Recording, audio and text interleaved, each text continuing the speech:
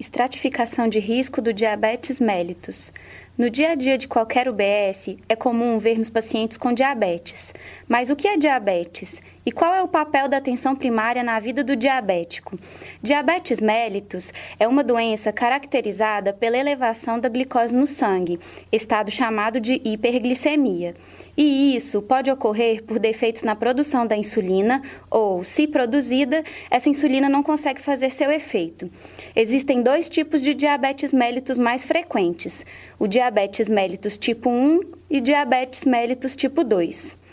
O tipo 1 é caracterizado pela destruição da célula que produz a insulina. Normalmente, essa diabetes se inicia na infância.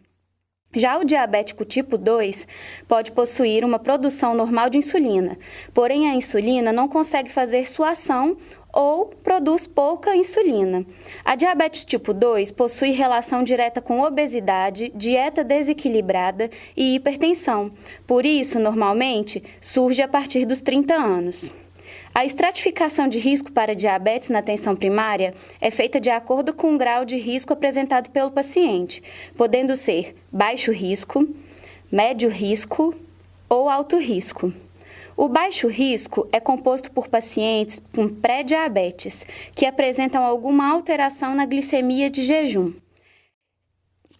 É papel da equipe de saúde incentivar hábitos de vida saudáveis, alertar sobre o risco de desenvolver diabetes e a importância de investigar anualmente a glicemia de jejum e os fatores de risco cardiovascular, que são pressão arterial, peso, IMC, circunferência abdominal e colesterol.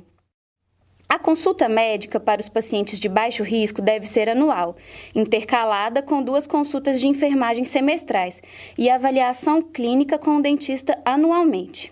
Pacientes de risco médio são aqueles já diagnosticados com diabetes tipo 2, mas que apresentam controle metabólico e da pressão arterial normais e não apresentam históricos de internação por complicação aguda ou complicação crônica. Como no risco baixo, deve ser feito um plano de cuidado para o usuário. Para esse paciente, deve haver orientação quanto à importância do controle da pressão arterial, colesterol, hemoglobina glicada, assim como realização do rastreamento de retinopatia diabética, doença renal, doença arterial coronariana, doença vascular periférica, além de promover mudanças de hábitos e monitorização dos fatores de risco. As consultas médicas devem ser semestrais, intercaladas com consultas de enfermagens trimestrais, além de avaliação clínica com o dentista anualmente.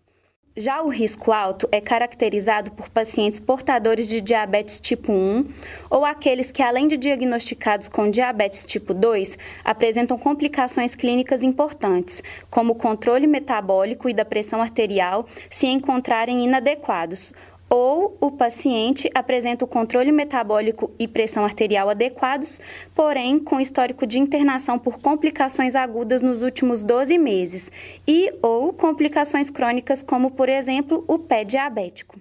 Os pacientes de alto risco possuem estratificação mais complicada. Sendo assim, a equipe de saúde e o NASF elaboram o plano de cuidado do paciente que visa encaminhar o paciente para a atenção ambulatorial especializada.